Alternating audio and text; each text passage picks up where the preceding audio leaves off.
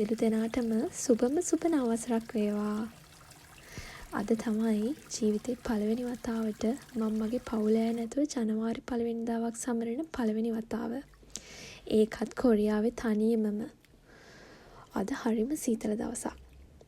අද ජනවාරි 1 වෙනිදා නිසා යුනිවර්සිටි නිවාඩු. ඒ නිසා මම උදේ නැගිටලා කිරිබත් හැදුවා.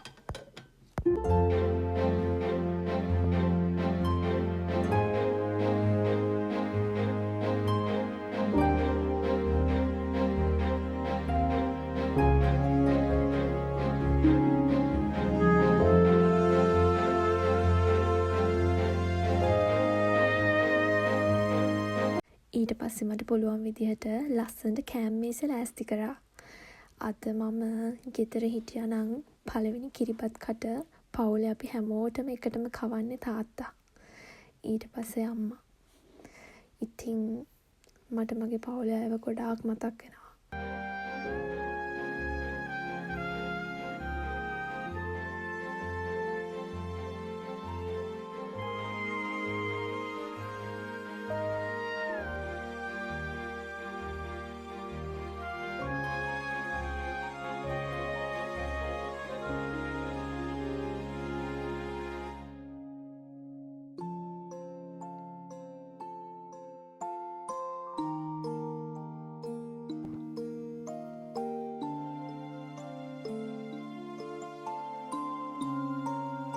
ඊට පස්සේ මම මගේ යාළුවන්ටත් කෑම බෙදුවා.